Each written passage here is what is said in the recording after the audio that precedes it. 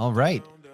Hey, everyone, and welcome to Metabreakers Podcast number 12, starring our friends DMoney, Warshack, and myself, DracoCatt. How are you guys doing this Sunday? Feeling great. Still waking up a little bit, but feeling great. Oh, yeah. Yeah? I'm doing good as well. Had 2 cups of coffee, 1.5 cups of coffee. I'm pretty awake, ready to talk about some Hearthstone in the meta. Today is a pretty exciting day for Hearthstone. There's a lot of pretty cool stuff going on with on YouTube at the Grandmasters right now, and there's qualifiers later today. There's stirring up. So yeah, it's like intensifying, right? Yes, it's getting more dramatic as time continues. I mean, there's a lot of relegation happening, which is what makes it like so high stakes right now, which we'll cover in a little bit later, because it's definitely a good conversation about that. Oh yeah, we have the champion chat. We were talking about the Masters qualifiers yesterday, and how it was kind of awesome to watch. See a whole bunch of names that I knew, like pretty far up there in the end of it, and then to see like some friends in our Discord like get matched into each other right for the finals, just for Cool Kid to win the whole Masters qualifier. So that's super exciting, and it was just really fun to like watch that roll out and happen for everyone yesterday. And yeah, so congratulations, and super cool. Yeah, you know, if I didn't get out in the first round, I would have won the whole thing. That's all I'm saying. Okay, so you were in it. So all 3 of you guys, how many people did we know that were in this qualifier? Or you guys knew? A lot. Yeah. Flying Kraken was the one who was fighting Cool Kid. There was Interval, Doubles, Downtown, D-Money, Brian O'Brien, right? Wow. Yeah, there are a lot of people in there, especially now that they doubled the capacity for it. Now, like, everybody's joining, and especially because this was the first weekend for Montreal, they're getting a lot of people, a lot of sweaty people too. So, like, Cool Kid. Yeah, I just started for another circuit, so it's like if you wanted to join, like now is the time to start because it just started. So it's that brand new time. Yeah, it makes it very hard, but it's also very fun. Like the competition is just like that's why you do it in the first place, you know. I think one of my favorite things about playing in it was my fiance watches a lot of GM, and she's like super into competitive Hearthstone at this point. So she wanted to watch me play, and she doesn't usually watch me play Hearthstone, right? So I don't usually have anyone like hyping up the moments that are like awesome or anything like that. But since I was competing in this, there would be moments where like I was playing Demon Hunter, and she would see me like skull a whole bunch and play none of the cards, and then she'd be like, "Is this bad?" And I'd be like, "No, babe, just wait. And then the next turn we would like go off with Altruist and just like wreck our opponent and then win. And she'd be like just freaking out. It was amazing, dude. I was like having so much fun with it too, just to like watch all the reactions. And yeah, it was great, dude. No, that's awesome. Dude, if I wasn't already jealous about your tattoos, man. Oh man, you're like living out my dream right now. I don't know what's happening. I had a good time. I'm looking forward to the ones later today too, so should be fun. So if any girls want to watch me play and be excited, let me know. Hit me up. I mean, you could just pay, what was it, $5, and then they'll just spectate you, and just like every time you play a card, oh my god, good job. It's like a Hearthstone strip club, man. Yes, Poppy. So I got a question.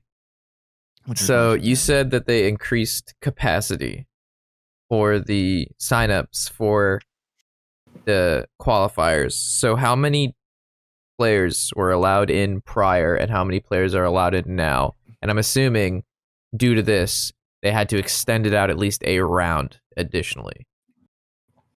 Yes. So there were originally 512, I believe, and now it's like 1,048 or something, 1,028. And they did make it from 9 rounds to 10 rounds. Okay. So not because if you add more people, rounds, but yeah. So if you add more people, you have to add more rounds. That's just kind of the deal. I don't know how it works, but yesterday when it was like everyone got a bye on the second tournament, it was There was like only a few people that played the first Yeah. round. It was very odd. I don't know. I don't know.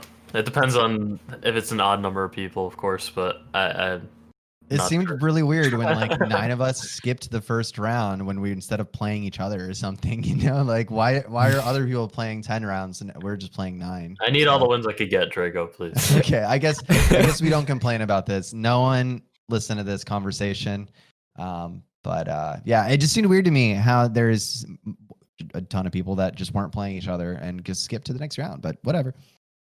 Well, I guess it's bracket based, right? So I mean, you can't just have, even though there's like 9 players that got a bye, you can't just have 4 of them versus the 4 other ones because they're not in the same bracket segment, right? Because as soon as you start breaking up the brackets and moving people, it changes who plays who. You know what I mean? So yeah, there's. You're right, man. It was a bracket with like 1,000 people. So if there's like probably like 30 people that get a buy each time to make it so it makes sense. So Yeah. but, yeah, I guess I wasn't then thinking you'd have about to, the like- math. Just whatever. Yeah, because if you like, because if you move them kinda down makes into a new sense. bracket to play them, then it's just like, okay, well, you got to move them back up now to play the person they were supposed to play, who like we set up in the originally. But yeah, that definitely, 1,000 people in one tournament now. That's pretty crazy. It's a lot of people. So how long? Yeah, so how long does it take? My last question about it. How long would one of these take from the start to the finish if you were to like progress all the way to the like finals? Well, they'd spent all night playing, right? When did they finish up? Cool Kid would know. You came in first.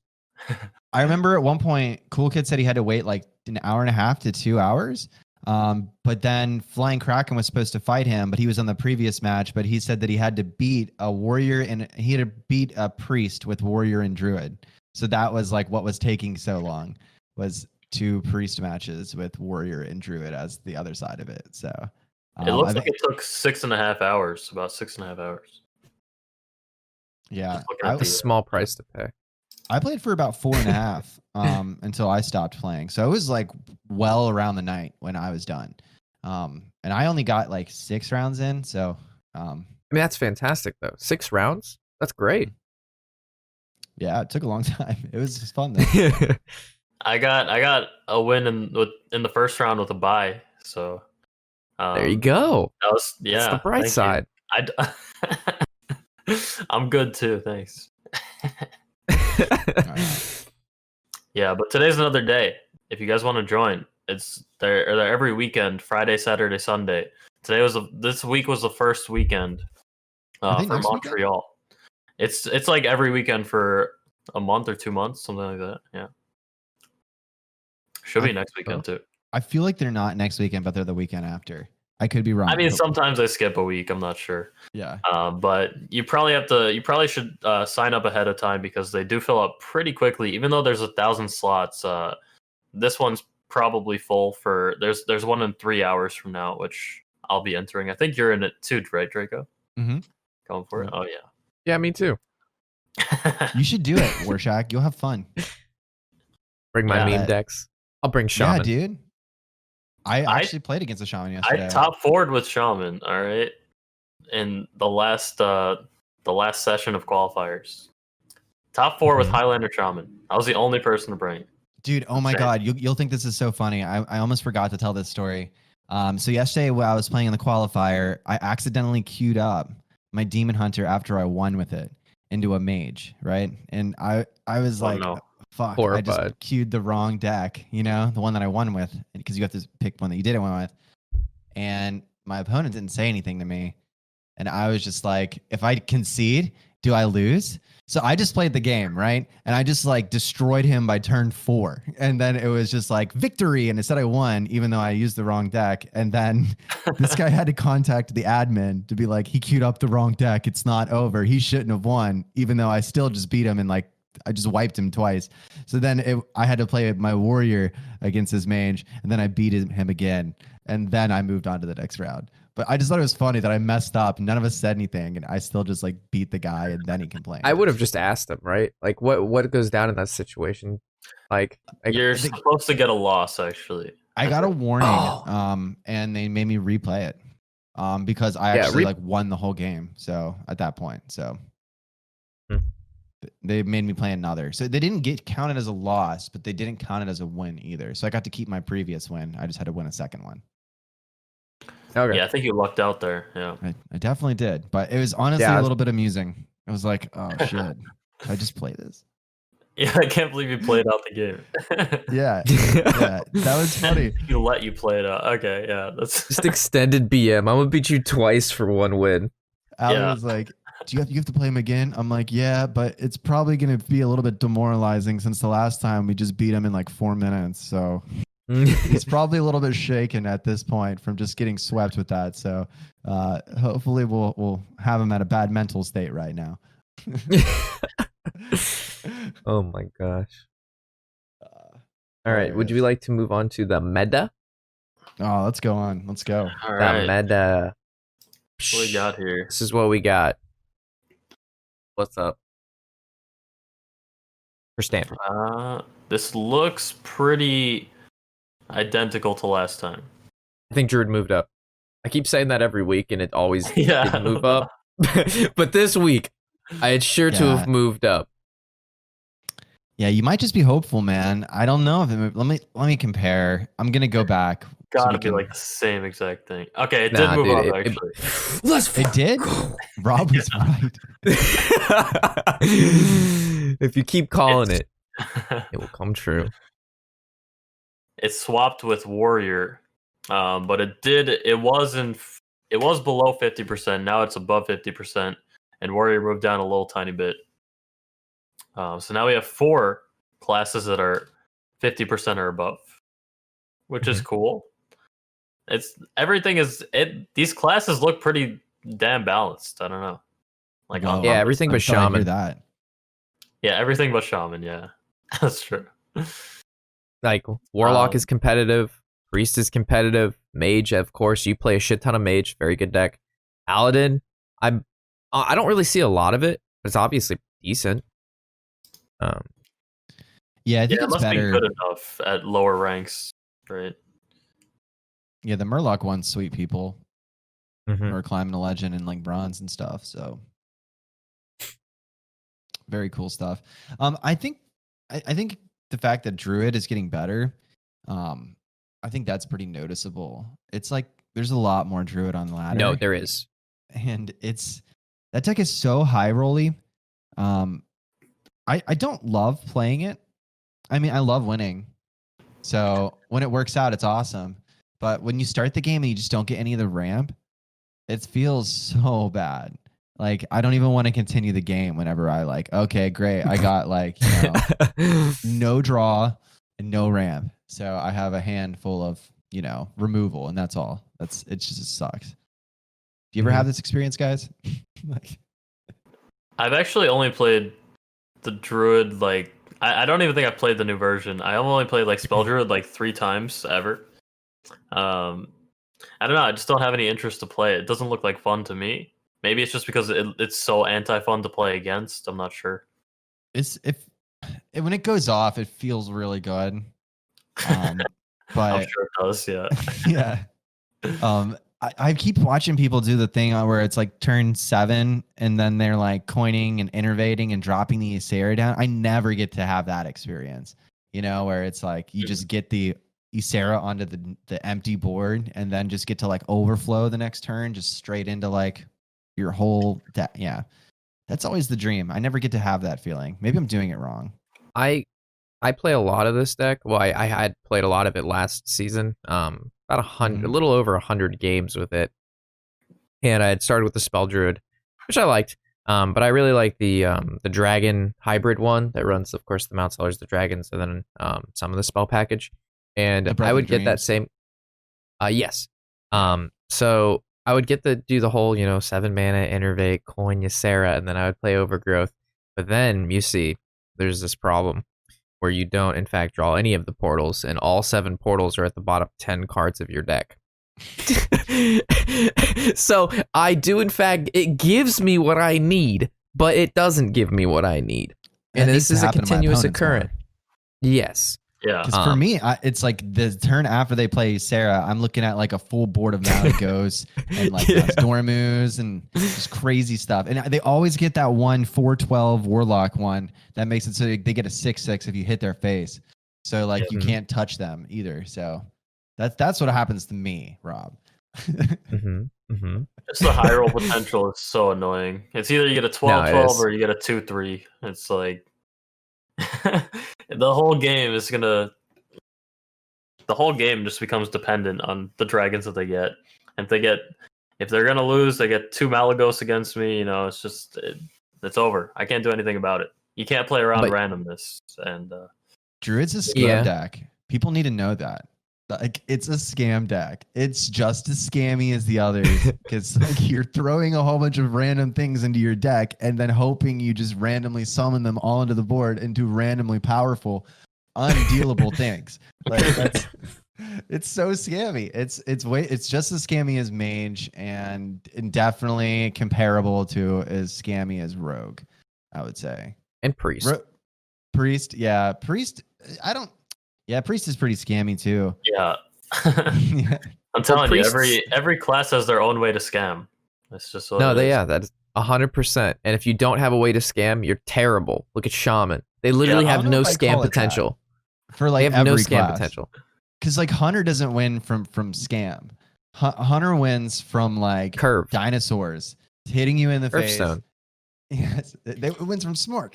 Same thing. Yeah. Like that's not scam. I mean, Bran is debatably a scam. In general, he's just a scam from existing. One card is the scam. He's a scam artist, yeah. They could play a King Crush on turn 7. It's not fair. Scam. Yep. It is. It really is. That is a large dinosaur accompanied by a little man on turn 7 coming straight at that face. Most of the time when that card is played on 7, that Hunter wins, especially if that King Crush goes face. I just like and how especially it has if they had circus Zephyrs. Music. It's like dun, dun, dun, dun, dun, every time you play the whip. It sounds happy, but in reality, it's terrifying. It's probably I know. Oh man, I love that card. Love it a lot. We're talking about the meta here, but what you guys don't know is I have the meta breaking deck. Okay, guys. All right. Are you ready for this? I have no idea what he's about to say, chat. I don't either. He wouldn't tell me yesterday. Yeah. I primed him for this yesterday. I said, D-Money, we need you. We're gonna need to. You need to bring something good tomorrow. He's like, I got you. I said, all right. Ooh, we got the meta break. I mean, anybody who watches my stream knows what I'm gonna say. But it's the tech priest, Highlander tech priest. All right. Did you just say you might priest? be asking yourself, yeah, I said priest. You might be asking yourself, what is tech priest? What does that even mean? Is this a new archetype? Yes, it is. It's the thing is like you counter everything. There's nothing that you can't counter. You're running every single tech card in the game. So just anything that your opponent does, you have an answer for it. You just have to have the right answer. Yeah. It's hella fun. I suggest it. If you don't care about your rank, it's going to be a lot of fun. But you do win some games. Okay, it's meta breaking. I think you need to find the right combination. Of course, the more tech cards you put in, it's going to be iffy if you're going to win more or not. But like, there's nothing that you can't counter with it, and you have everything. Like it's a lot of fun. I've been having fun with that deck. Yeah, meta breaker. Is there proof? The funniest thing about the tech priest deck was right after D-Money stopped playing it after having like mild success. He rated this dude named Unlimited Power, and then he was like, "You got to play the tech priest." And then we were helping him add other tech cards into it, and we were like, "You need to remove Zephyrs. It's not a tech. It needs to only have tech cards. So get rid of the Zephyrs and the DQA because they're not going to help." Zephyrs like actually just tech though. He techs for everything. Yeah, it's too good. We need to add Firehawk because it's a tech from holding cards. So there is like a whole bunch of other really bad tech cards that we were like having, like the one that's like Destroy a Beast. I don't know. Like there's just so many bad cards everyone was suggesting be added, and it was making me laugh so hard. So whenever you bring that up, I just think about like, oh, we definitely can't bring Zephyrs. We gotta bring the Firehawk instead. Yeah, you're only allowed to play like 4 good cards in the deck. Does Priest count as a good card? Yes. I've actually been playing a lot of Priest. Well, not a lot, but I'm getting into playing more Priest right now. I hadn't been touching Galakrond Priest because like everybody on stream is just like so bored, resident sleeper every 2 seconds. But like from my point of view, I'm having a great time with it. It's so fun to play as the Priest. No, yeah. Like sure, it's not fun to play against it. Maybe it's not that fun to watch it. But me playing it, I mean, and I do win games because there's all warriors on the ladder. So I've been enjoying it, and I'm probably going to play it some more today, too. Why would Priest be not fun to watch? It's like a very like long, planned out scam, Slow. right? Just because it's like a long game, probably. Yeah. Right. I feel like people just like to watch whatever classes they like to play. Is that like... I feel That's like true. it's as simple as that, right? Like if you're the guy who has like a rogue, if you play rogue and warlock all the time, because that's the decks you got on your Hearthstone account, you love it when your streamer friend or your streamer you're watching is playing rogue, because it's like relatable. So like I feel like even if Priest is annoying, you still have those people out there that love Priest that are gonna be like, fuck yeah, he's playing Priest, great, you know? I don't know. Yeah. I think you should do what you want. That's my point I'm making here. Is that It's like true.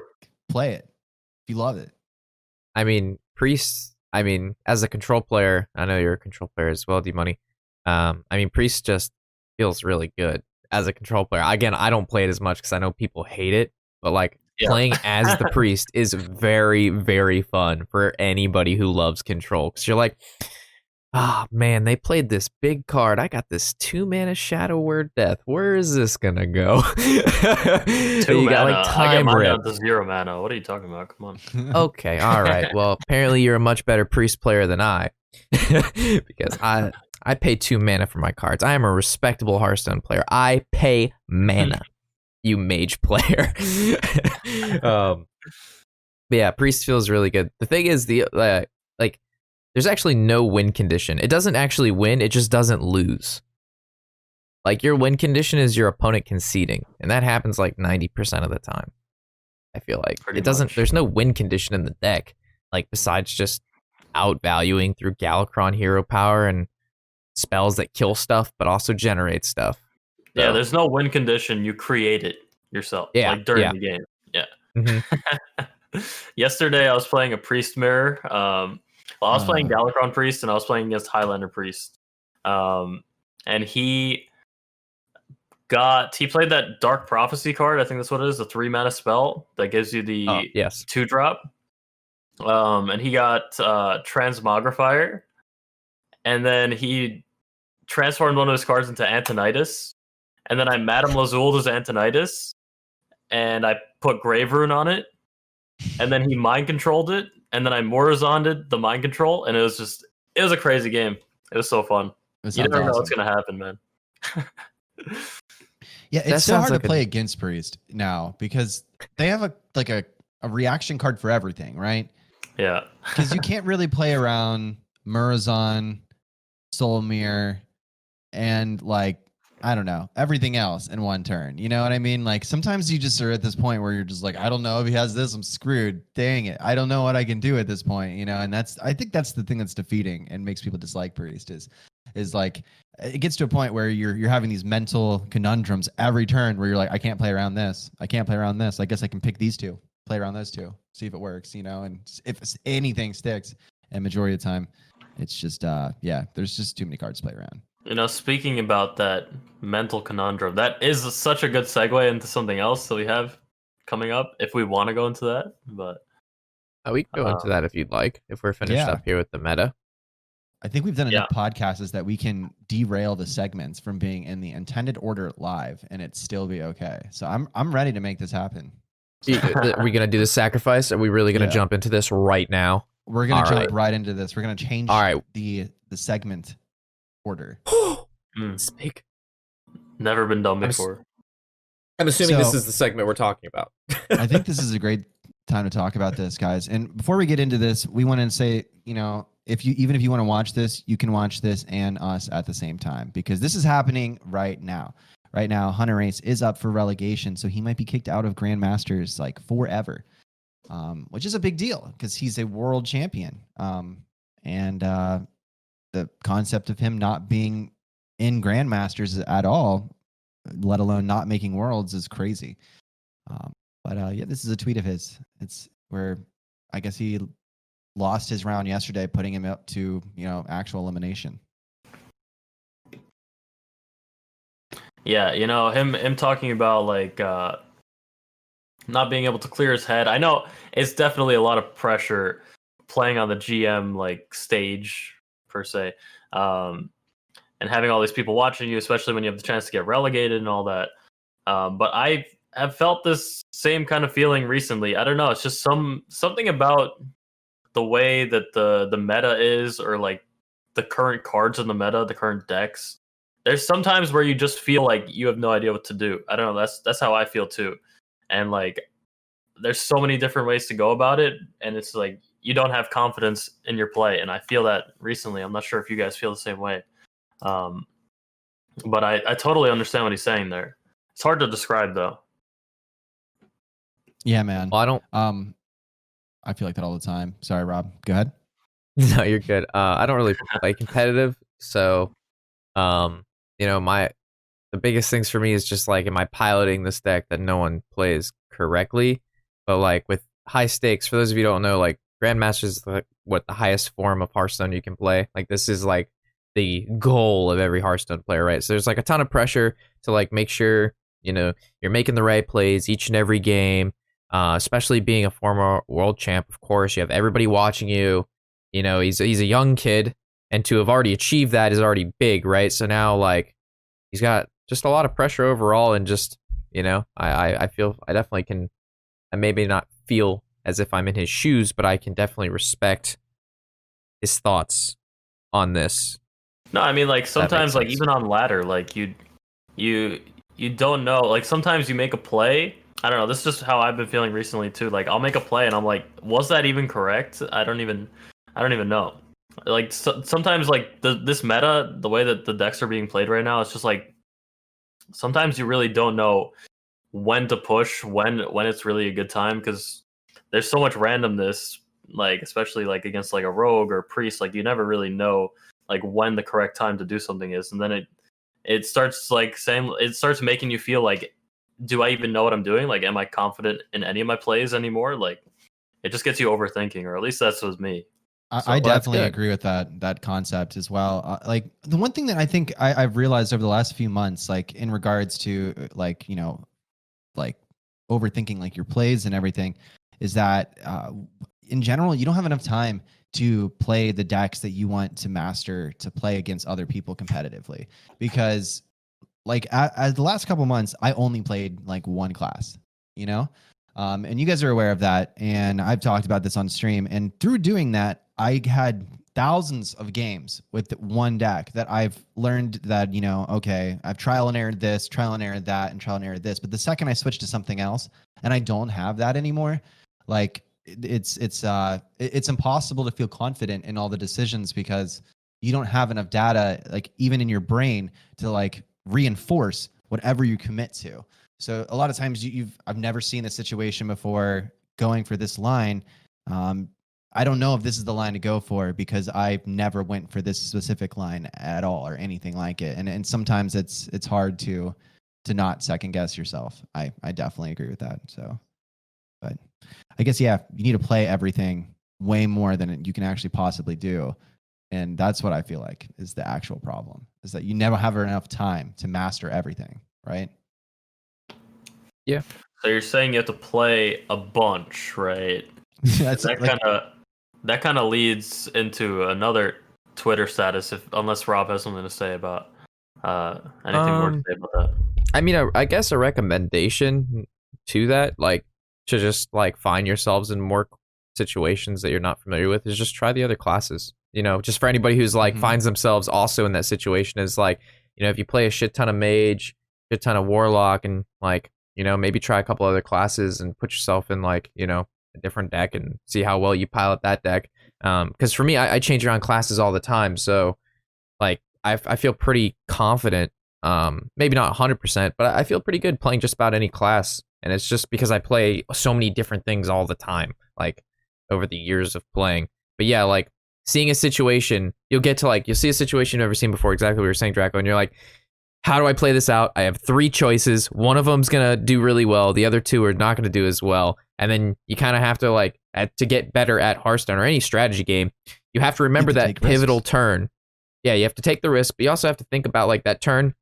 How did the game play out after the match was over? And think back to like that climax, that turning point, and if that was the correct play or not. Because if you never go back and reflect on those turns that like you had those 3 important options that swayed you either into a victory or a loss, and you never look back on that and think, was that correct or was that not, and how did it work out, then you'll never learn from those situations. And then carrying on to a new one, you won't have that like remembrance of, hey, this is something similar.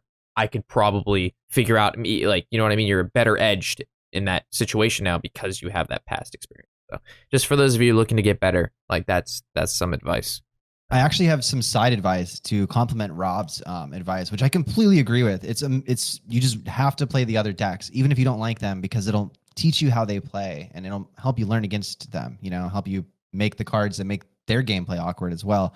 But if one thing that I've been doing a lot, and I recommend everyone to do, is if you have a friend who plays one specific kind of deck, like, and they have put in all of that time, you know, like. If you have a friend who has played Egg Warrior for the last month and a half, and that's what he does all the time, just playing with that person for maybe an hour or 2 and absorbing the tricks and the data that they've memorized to play sometimes will give you a huge advantage at piloting something that you have no idea what you're doing. It's something I'm trying to do for my friends with Demon Hunter, is that, hey, if you're going to be playing a lot of Demon Hunter and you're competing with this, I would happily play with you for like an hour or 2, just because I've played a million games with this, and I would love to shorten this time investment for people if they can.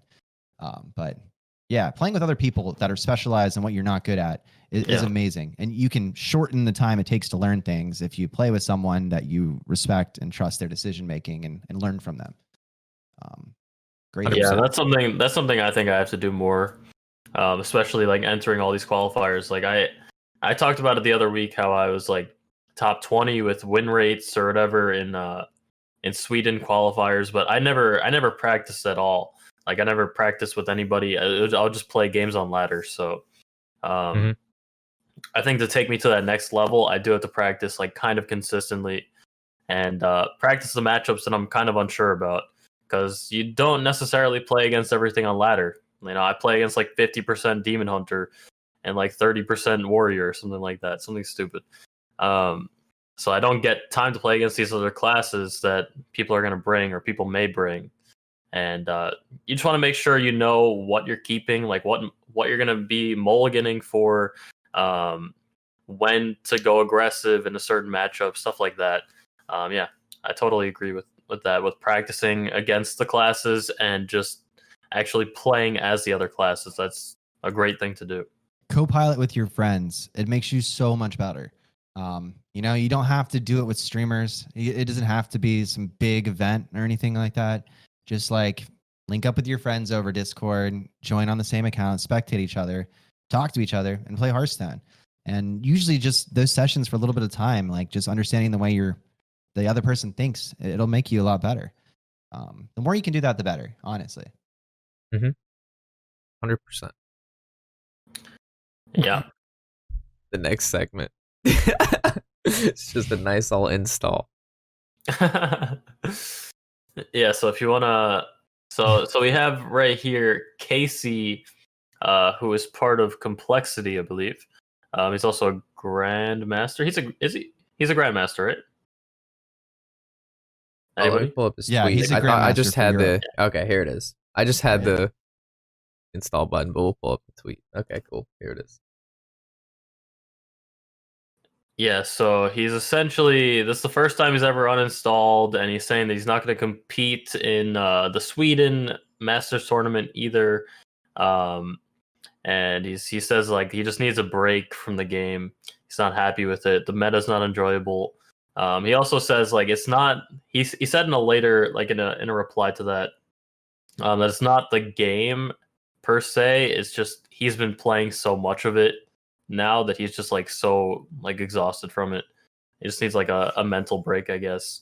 And I've been at that point like kind of recently. Before the last set of nerfs, I was like having shorter streams and playing something else instead, just because the meta was pretty unenjoyable for me. But now, honestly, I'm having a pretty good time just because you can switch to so many different decks. That's the only thing kind of holding me in there. Like, I am tired of the meta, sure, but I'll just play something else and try to learn it or try to come up with something spicy, something like that. I like kind of agree and disagree with his like statement here. Okay. I first of all, I don't think like I think the grandmasters out there that don't play standard ladder frequently, and it's really obvious to us, like Purple, I mean, he's been playing Battlegrounds for the last couple months, and I think it reflects in his results. I mean, he's an amazing player, so I am not knocking Purple as like not being an amazing player, but in the way he ranks up against his peers who are supposed to be in the best in the world that haven't been playing Battlegrounds every day, it's pretty noticeable that that's probably a variable. And I think the same thing about Silvername. You know, he does still bring some crazy results, but he plays Battlegrounds all the time. That's what his thing is now. And just to see someone like Casey here uninstalling the game, like these guys are supposed to be the best Hearthstone players in the world. And it is a little bit insulting to the people that are working their butt off right now to be in the same situation that these guys are, that they can just decide to stop playing for months and then still be in like the NFL of like whatever it is, where we have people working on this every day to get enough points to even qualify to become something like that. So I don't know. I think they should be able to take breaks though. Like as a human being, like he is an esport professional and he just played, you know, a season of playoffs and dedicated a huge part of his life to how he can compete in this, that, you know, the dude definitely deserves to take like a vacation or something. But I don't know. I think both sides of that are extremely valid perspectives of it, but I don't know. Mm-hmm. What do you think, man? I'll let you carry it off, D-Money. Oh, okay. Yeah, I understand what you're saying. It is kind of insulting. That's true. But yeah, he should be able to take a break. I just don't. I don't know. This was a little like it's showing the install button right there. You know, we were talking about it a little before the stream too. It's like, all right, we get it, man. We get it. Like, it's just like, I don't know. It's good that he's taking a break. Sure. I don't really have much to say about it. I'm not really sure. I don't know. I understand where he's coming from. It's just kind of sad. Yeah. Excellent use of the snipping tool. Yeah, I mean, you don't need to say a lot about something if you don't really feel too strongly about it, right? Like that's awesome. Yeah, I totally get that. For me, I mean, I used to like this was a guy who like a long time ago, like when they first started doing Hearthstone tournaments, like his name would pop up a lot in the tournaments, and I'd be like, okay, Casey, good player, you know, and I would watch him. But as for anybody doing anything since Hearthstone has been available to play, I'm assuming Casey's also played since Alpha, like most of us have. You know, slamming that amount of time into Hearthstone over this amount of years and like extracting like all of that fun and value and competitiveness that it brings, eventually you're gonna burn out. That's just how life goes. Like you can't do the same. Like I mean, you can, but most of the time you can't do the same thing for 8 hours plus a day and not feel a sense of exhaustion or tiredness, or just like, you know, you're going to look forward to it a little bit less, because that's just how humans are. So that's why you take little breaks and then you come back when we get new cards and hopefully you're, you know, rejuvenated and the game feels fresh again, right? But, you know, right under his picture here, I mean, he says, you know, he played over 2,000 games within 4 weeks. To me, that's a lot of games. Like, that is a huge number. much more than I.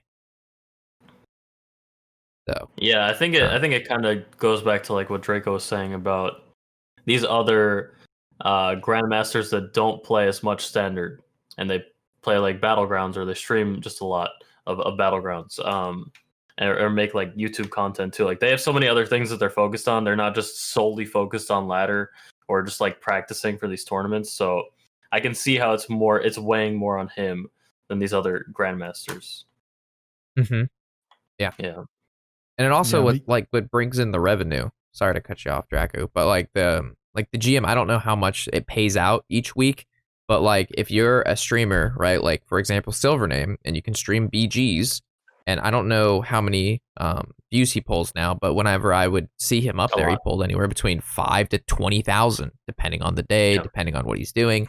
And if you're pulling that amount of viewers, and you're playing BGs, which is, I'm assuming, what he prefers to play and or likes more at the moment, and you're making more than what you make at playing GM, which requires a substantial amount of time and pressure and preparation, when you can just stream and enjoy Battlegrounds, why would you give that much precedent to play 2,000 games a month of Standard when it doesn't correlate to you making more money and you enjoy what you're doing less? You know what I mean? So yeah, I think it's a really fair point. Like I think at the point that you have the viewership and the community size that someone like Silvername has, playing GM probably wouldn't naturally be your priority. It would probably be kind of like a side effect, a side hustle of what you are and what your brand is, because the Twitch stream and the live shows are probably actually what pays the bills in that kind of situation, and not actually the status of his performance in GM at this point. Mm-hmm. So I agree with that. You can't really blame him for not taking it seriously, but it's also, I don't know. It's weird to see someone who has that kind of perspective go against someone from like with Casey's perspective, who jammed 2,000 games just so that they could have an edge over the other person. And when you look at it, Casey is the one who's not playing anymore. Silvername is the one who still is. Yeah. It's weird. So I actually have, Fibonacci. No, it was Life Coach, who had, when he still played Hearthstone, I talk about this every so often, he had him and Super JJ had played a massive amount of Hearthstone for like 3 months straight. They were like, we're going to try to be the best Hearthstone players in the world. We're going to jam games. We're going to stream for 12 to 16 hours a day. And they played and played and played. And they're calculating win rates, and they're seeing the best players, and they're calculating their win rates. And at the end of the 3 months, like whatever a season would be for like cards coming out in expansion cycle, right? Because that's what matters. Because when a new expansion releases, the meta changes, and whatever happened previously doesn't matter. So he took a whole block, he played the shit out of it, and for basically playing 3x the amount any other player was playing at that time, and had a companion, which was Super JJ, they managed to increase their win rate by roughly 1 to 2, maybe 3%, depending on the player in a tournament setting, which is, for spending 3x the amount of time and basically getting 2 to 3% chance increase of winning that match, did not correlate to like playing that much as being something that would give you that much of an edge. So for Casey, playing 2,000 games, and we have Silvername, let's say, who plays 500 games, the win rate is only going to change by 2 to 3%, and it's not, in a card game, that could be nothing. You know what I mean? Like, it could be a lot, it could be nothing, and if you hit on the low side of that 2 to 3% chance, even if you played 2,000 games, it didn't matter. You know what I mean? Like, you reach this peak of... That's crazy to think about it like that. That time dedication is not going to make their box not bigger, less crazy, or or it's not going to make it go your way more. If it's going to work out, it's going to work out. If it's not, it's not. And playing 3,000 games isn't going to tip the random number generator in your side. It's still going to be random. That's not much of a difference. That's painful to know. That number like blew my mind, and it was Life Coach, and that guy is, if anything, is a thinker. I don't know if you guys remember Life Coach in the chat, but that guy would rope every single turn because he was thinking about every possible play, every single turn, and future turns. I mean, that guy, that's all he did. He was known for just thinking ahead. That's just his thing. And for him to put in 3 to 4 months and get 3% at the max, Like I was just like, all right, well, that's not for me. So if he did that, he did it for me, and he came up with the numbers. I trust his numbers, and that ain't for me. I'll catch you on the flip side. I mean, that sounds nice to me because I'm a bit of a lazy person. So if I don't have to put in all that extra time, then sure. Never mind. I won't practice at all. All right. Thank you. But there is diminishing. Like you have to be already at the best to have that highest percent. Because if he, comparison to like a little better than the casual player, to him, there's a large margin. It's like 20-25%. But against like people like Tice, Silvername, already super Colento, like these players are the best, right? So like against them, playing that much more only gave them the 3%. But against any other normal-esque players, it obviously gave, like the difference was much more. So Colento, yeah, rip. That's my input. He got relegated, man. That's too soon. Did you know that? He's no longer a GM, so that's also pretty I did not. I mean, know does that. he even stream anymore? I don't know. I feel like he's less just in the scene, so it kind of makes sense to me. Yeah, he wrote a statement on Twitter about no longer being a part of competitive Hearthstone because he got relegated. So wow, it's kind of sad. Wow, but that is sad. It's like an end of an era. Mm-hmm. Yeah, well, I'm sure there's another strategy game. Yeah, he'll just go to LOR. That's fine. Team fight tactics. No, yeah. I mean, I look forward to all sorts of like, strategy games coming out that are going to compete with Hearthstone and LOR and stuff. I mean, it'll always be the next thing. Yeah. Agreed. All right. So moving into the card segment, or is it? Yeah. Moving to a lighter note, a card that's Ranko, you pointed out. We'll let you start with this one. I picked this card for this week as our most degenerate offender because I play Demon Hunter. I'm just kidding. I have more than that. I picked this one because it has the albatross issue, where there's no penalty for running this in your deck. It's a really aggressively statted card for 3 mana, and I was playing tournaments yesterday, and I was thinking about it when I was keeping it in my my Highlander Hunter list. I was like, why do I just want to play this on turn 3? And that's because it hits them in the face for 4 on the following turn. And I think this card, with an effect that's so universally good in so many situations, especially in a weapon-heavy meta like we're in right now, that it definitely should at least be a 3/3. I think that would make everyone a little bit happier in the world, whether you're on the side that's getting destroyed by it or the side who's destroying with it. I feel like you would still run it for a 3-mana 3/3. I just the stat line on it just seems a little bit obscene for me with just a natural freeze effect. It's not as good as Glacial Shard, but the fact is, in Wild, you run this with it. You run Glacial Shard and Frozen Shadoweaver, and that, I think that says it enough too. Like, so if you're gonna run this over the 1 mana freeze in Wild, then the stat line on this card is insane. So that's my that's what I got on this. Anyone got thoughts on that? I think what you're saying about the weapon heavy meta is totally true, and I think that's what makes this card so strong. I don't think it makes it broken by any means. I think the card is fine. I feel like it seems so strong just because of the limited card pool that we have right now.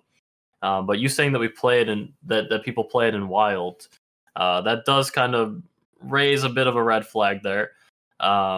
It is very strong, and like we see cards that are comparable to it. Like you have the Glacial Shard Shard. That one's kind of an exception because that's the same kind of thing as Frozen Shadoweaver. They both have really good stats. They both have good stats, and they have the same effect. But then you have cards like Frost Elemental, which is a 6 mana 5/5, right? That freezes. And freezes a feel bad effect as well. Like, you know what I mean? Like, it sucks to have your minion frozen. It's an uninteractive effect, yeah.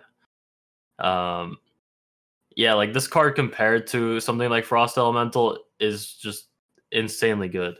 But compared to Glacial Shard, it's like the same kind of thing. So 3 mana 4/3, we have seen them change the Albatross, so I could see it being changed to like a 3/3. I don't think it's overpowered, but I think it is very strong. and I don't know about for future expansions if they want a card that's going to be played in like every single deck or every single Highlander deck. You know, I feel like it exists as long as Warglaives is used in a meta deck.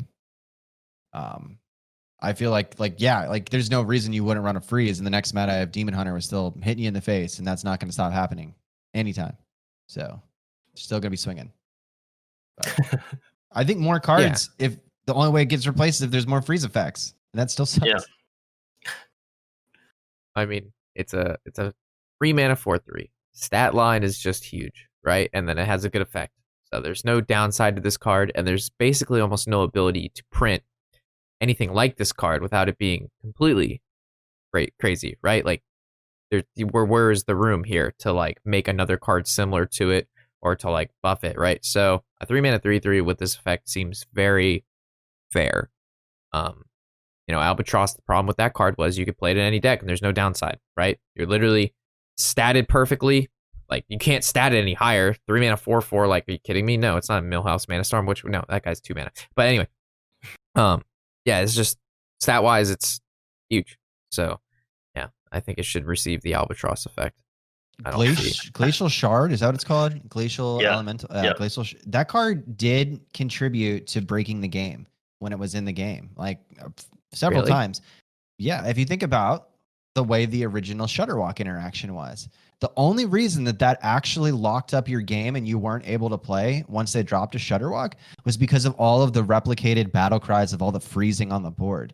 So that card is what made the Shutterwalk combo so horrible, was that now you can't move anything, everything's frozen, and it can just keep playing that forever. Well, that was like the later rendition of the Shutter Shaman, right? That wasn't its original form. It actually had multiple forms over the course of its lifespan, and it ended with the most cancerous possible combo. Like, oh my gosh, why'd you have to make me remember that time? And people would defend that deck and be like, it's skill. No, dude, you just play a bunch of cards, they're all good, and then you finish up with one card and it just wins. That's it. Combo decks are supposed to accumulate a combo. You play the combo, and that's like, sometimes it can be countered, but yeah, Shutter was not one of those decks. Like, all the cards were just good, no matter what. You know what I mean? Like, they were just good. Play them in any order, didn't matter. Yeah. I remember the first time I played Shutterwalk Shaman, I crafted that deck and I was like, I don't think you can make a deck that feels better than this, because every single one of the cards just adds into the you win. You know, it's like Battle Cry, deal damage, Battle Cry, freeze something, Battle Cry, return everything, make it cost 1. And once you played everything, then you played the Shutterwalk and it was done. You know, everything just felt collateral. Yeah. It's I'm glad that doesn't exist anymore, but it felt good to play, even though it was a horribly degenerate combo deck, which we know is our boy D-Money's favorite thing over here. Yes, I love it. Bring it back. I hope they bring it back when they bring back Hall of Fame cards and wild cards soon, which they probably will do. It just makes you wonder what they're thinking. Like, why did they have to print a new Glacial Shard after like knowing what happened with the previous one? That, you know, this was part of creating horrible. I don't know. But I'm done. Sorry. Yeah, I think they can totally touch this card. But I don't think it's the worst thing if they don't touch it. I think, yeah, that's how I feel about it. It is annoying though. I could see it. Especially as you being a Demon Hunter player, I know that card does destroy them. But if it wasn't like a weapon heavy meta, then maybe it really wouldn't be that insane. But maybe I'm wrong. I think it's good against anything, whether it be weapons and or minions. Yeah, they play a big minion, you freeze it. Okay, I can't do anything with my minion. You develop 4/3. You know what I mean? Like, it's just stall. I think it's good almost any. Yeah, it's just the 3 health is not like that much. The 3 mana though. Yeah, but we see a lot of 3 mana cards have like 4 health nowadays. I think, at least. They don't freeze. 3 damage is kind of easy to come by. But whatever. Yeah, I understand. I'm just memeing you. So Malagoose, your favorite card here, yeah. So this one, we were deciding on the last card to pick. Like, again, thinking of cards that just like could be a problem, sometimes feel really bad.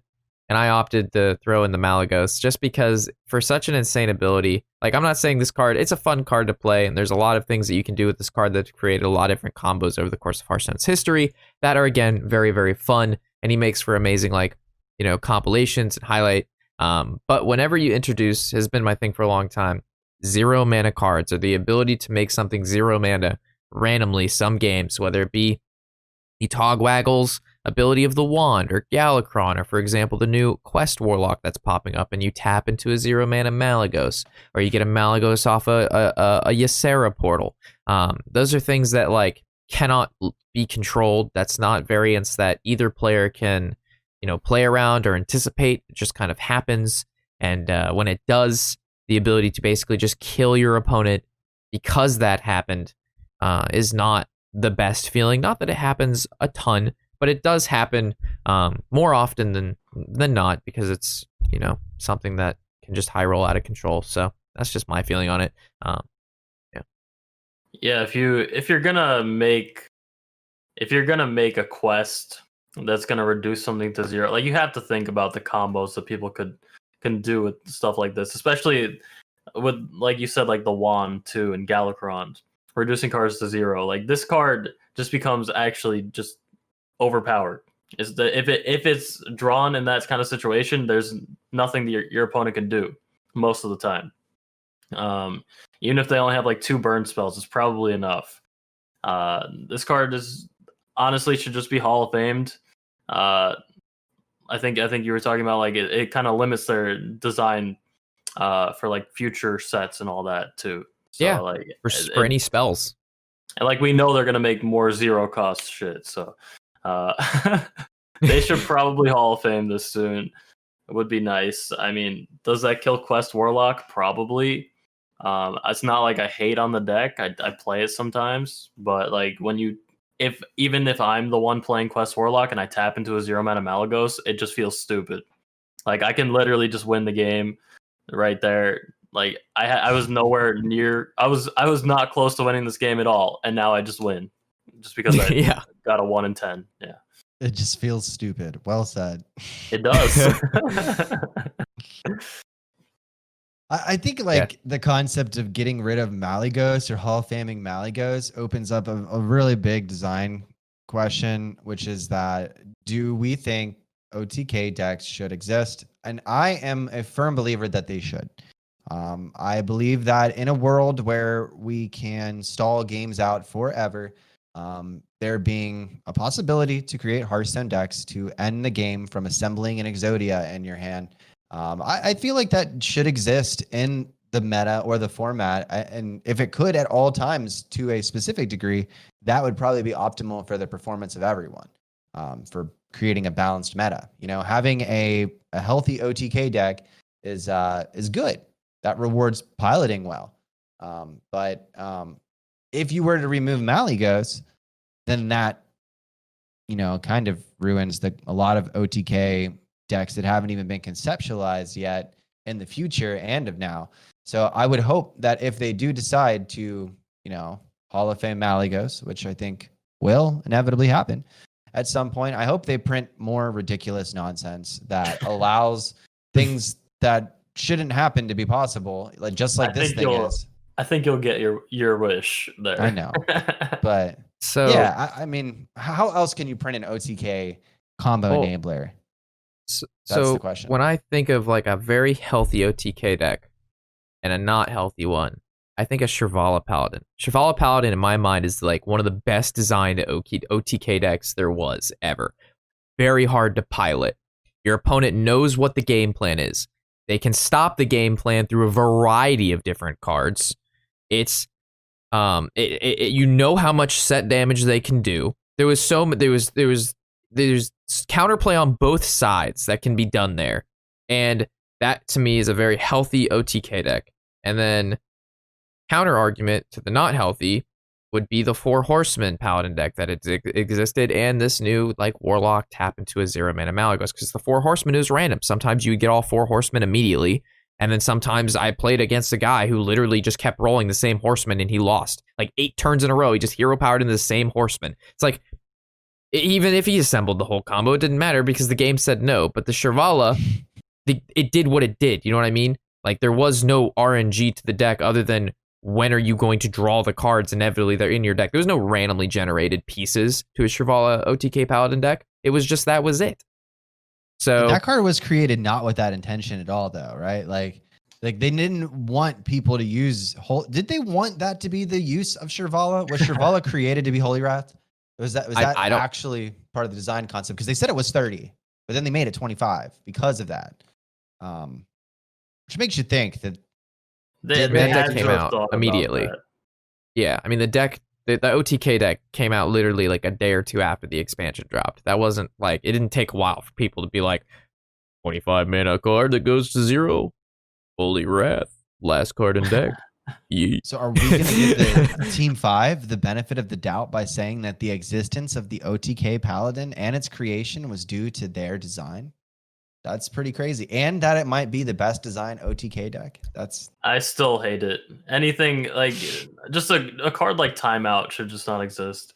Well, that's not the deck. That's a single card. Yeah. That's not the combo. That makes the deck like actually able to get there. It's the same thing like Ice Block with Freeze Mage back in the day. If they didn't have Ice Block, they would never get to be able to get their combo off at the end.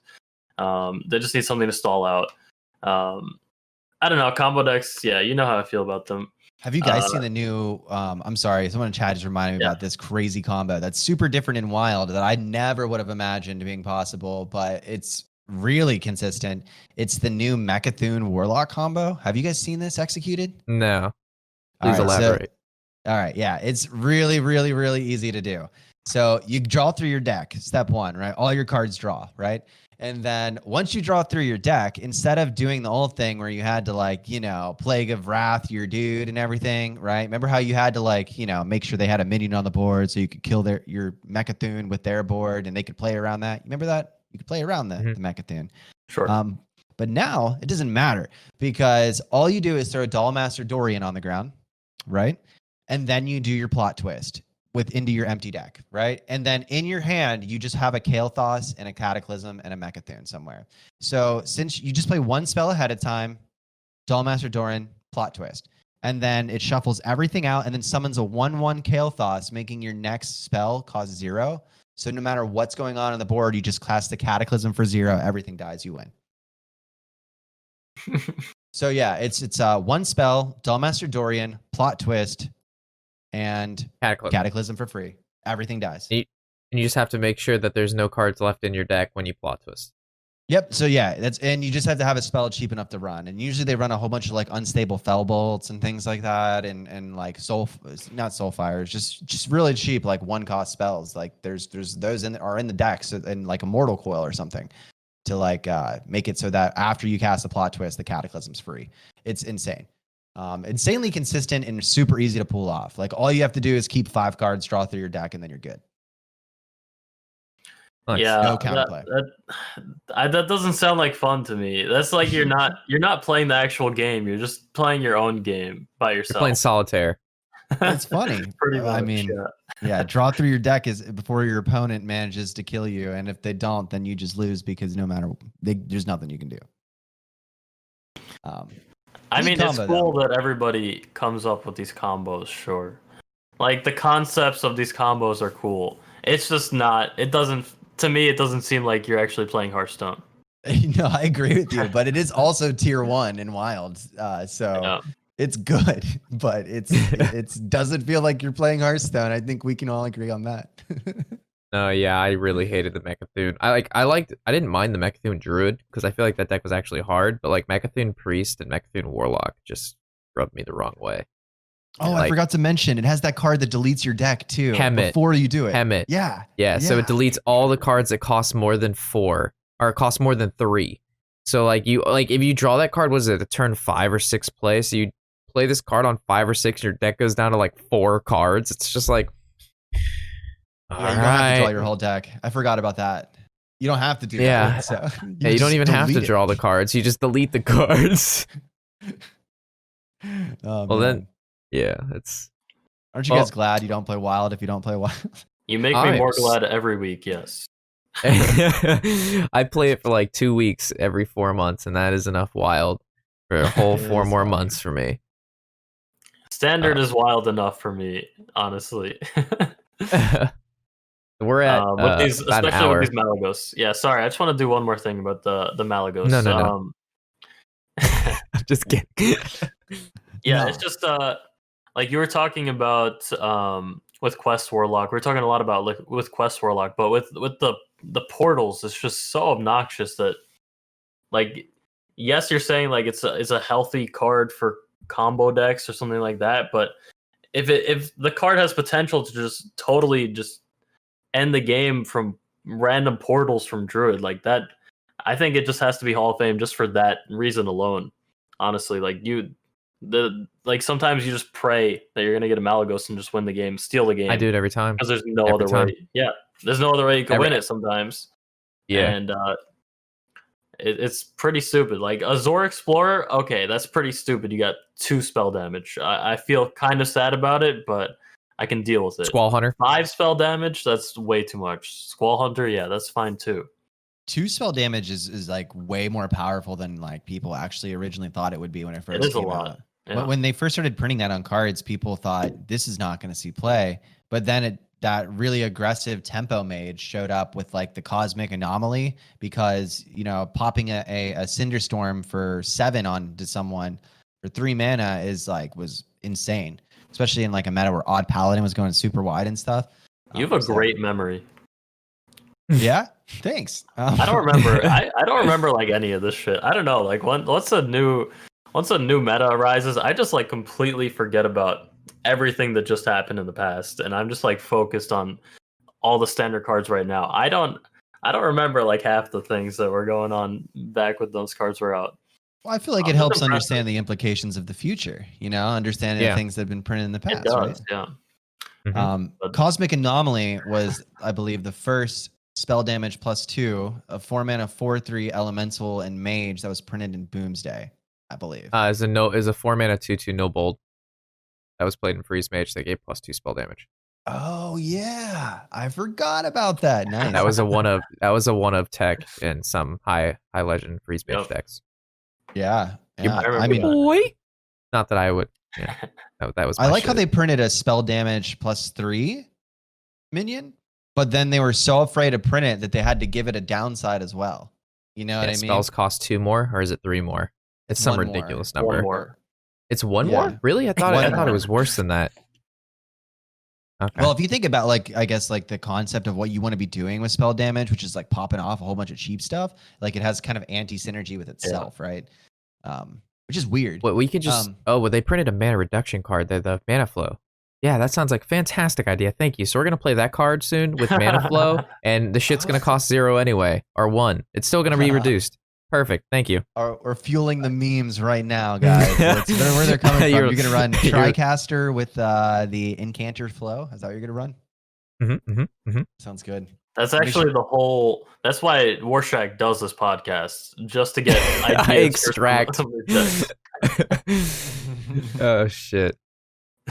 Exposed.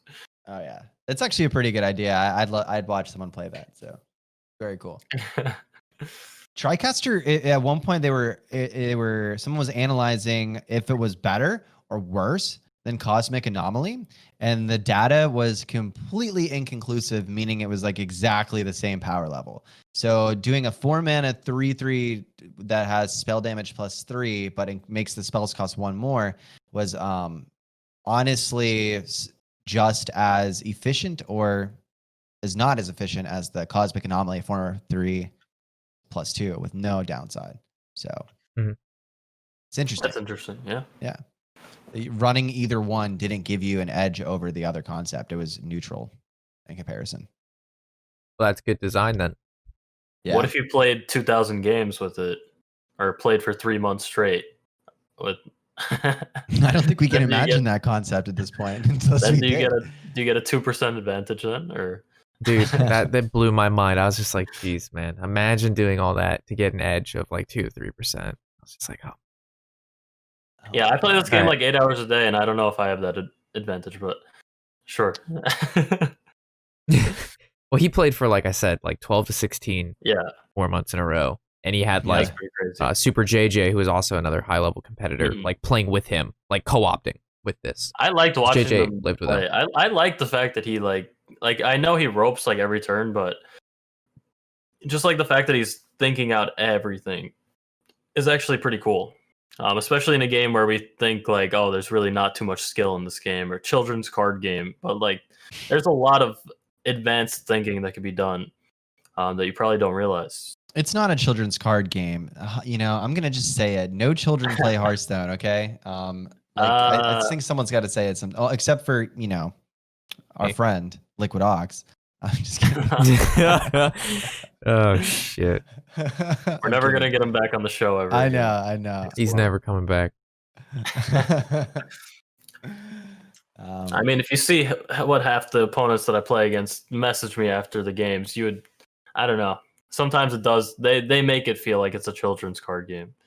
Oh my gosh! I actually had some great content the other day. Some guy was playing Big Warrior. Also, guys, load up your questions. It's Q&A time. But we'll talk about this until the questions get loaded up. So I was playing, of course, big dimensional, thick warrior, very high skill cap, very intense meta deck, and I managed to dimensional ripper into my prime, and then also dimensional ripper into the big prime once I put the big prime in the deck. And I was playing against a Libram Paladin, and after the game he added me, and I was like, all right, it's gonna go one of two ways. This is either content, or he's gonna be like, hey, I love your stuff. And he informed me something I didn't even know, that I was hacking Hearthstone and hacking Blizzard, and that he was going to report and ban me because I was obviously hacking, and he feels sorry for me, and I am a cancer player. And it was like a 10-minute long conversation with this guy. And I'm like, I'm hacking? Am I hacking the mainframe right now? He's like, oh my gosh, you're such a hacker. I cannot believe you're willing to pay money to hack Blizzard, you piece of shit. I'm just like, dude, this guy actually thinks I'm hacking. Like, this sounds like what some did you Xbox do Live shit. to make him think you were He was- hacking? I don't know. He just said that I was cheating and I was going to get banned, and that he was the real winner of that game, that I didn't actually win. And I was like, no, buddy, I think I won. He's like, no. I'm coming out ahead because you're going to be banned. I am clearing the toxicity of Hearthstone one hacker at a time. And I'm like, well, why don't you hop over to my Twitch? Because my whole chat hacks too. You could ban them. Then I had somebody 5 minutes later named the Liberator, which was his name, follow, and conveniently tells me that wasn't him. Whether or not that's true or not is too much coincidence for me, but he's a valid follower of my stream now. But anyway, I'm that has surprised been my that recent- his friend didn't work at Blizzard. And he could His get you dad. banned. Yeah. That's his dad usually the and story, mom worked right? at Blizzard. I have a friend who works at Blizzard. You will be banned forever. That really Oh, sounds Liberator's like some here. Xbox Live. I see. That wasn't me. Oh my god, it was just a coincidence that 5 minutes later the same name just followed. Anyway, I lost it. It was too much. All right, questions, guys. Questions, please. It wasn't me, you hacker. My eyes on you, Liberator. Favorite flavor text? Mine is Skaterbot because it references the Avril Lavigne song. We talked about this on the podcast before, right? I think so. Avril Nah. Lavigne is underrated. Yeah. He was a skater bot. She said, "See you later, bot." That's. I And don't he's know. posed like Iron Man. Oh, no. I think the one that's posed like Iron Man is the new one. That's actually a really interesting. Oh thing yeah, to bring yeah. up. I thought for some. Yeah, sorry. I thought you were talking about Shopbot. They're all the same bot. It's just a bot on bot. But yeah, gotcha. Shotbot really does look like Iron Man. Did you know that, Dan, as well? Like, did you see the comparison to Shotbot to like the Iron Man cover and how like I the did art is not. exactly influenced from Iron Man? Yeah, I thought Now that was looking just at it, I see it. known. I thought that was just known, so I never made that tweet. But as soon as I looked at the card, I said, "This is an Iron Man," and then I just moved on. But if I would have just made a Reddit post, man, I'd be so popular. But I didn't think Yeah, of I that. Like, see I it just right figured now. that was. I thought that was just like general knowledge. I didn't even think twice about it. But then I saw the post and I was like, you kidding me? The flavor text of Mount Seller is pretty great. Someone brought that up. Taps Roof of Mammoth. You can fit so many squirrels in this thing. It's great. That was a good Reddit meme. Sometimes I really don't look at the flavor text of like any cards. I'm such a bad Hearthstone player. Like I don't really look at the art of these cards. I don't look at the flavor text. I just play, like, half the time I'll play a card, like I'll just be playing, and then like I'll actually hover over it for like the first time after playing it like 3,000 times, and I'll be like, oh, this card actually looks kind of cool. I never noticed that. I never even noticed like how this looked at all. Like even a card like Twilight Drake that's been out for like 6 years, like I don't even look at half these cards, and then I finally look at it and I'm like, oh wow, I actually appreciate this. I'm sure I would appreciate like the flavor text too. I'm just too lazy to look at them. I don't know. I just queue up. Some of them are hella clever, man. Like I was just like going through some of them right now, and I like this one's really good if you play WoW. If you look at Alar's flavor text, like that new card from Ashes of Outland, it says week number 679, still no mount. Oh my gosh! Because yeah, like because people farm the mounts. Yep, prestigious. Yeah, and the Menagerie Warden, the Druid card, it says, please, can I keep him? I promise to clean his cage every day. It just has like this girl with like a hawk and a pig. I used to actually do like top 10 flavor text of each set. That's cool. I like that. Yeah. Made you actually like look at him, respect the card. I don't know. I just stopped doing it. The people just seem to like fizzle out of like watching it. So I was like, if you don't want to watch it, I'm not going to make it. It sounds like good content. I might start doing it again just to do it because I enjoyed it. Reading I always got a laugh out of it, and I'd always try to recreate what voice I think they would say, and then it sounded dumb. But yeah, and if I you love don't your like videos it, that are funny. That's like my favorite content of yours, Rob, or the just the completely hilarious. Like I'm rating these cards that are already trash. You know, I don't know. Rob reviews. Yeah. Do we have one last question maybe to finish up on? What's the best deck to play? I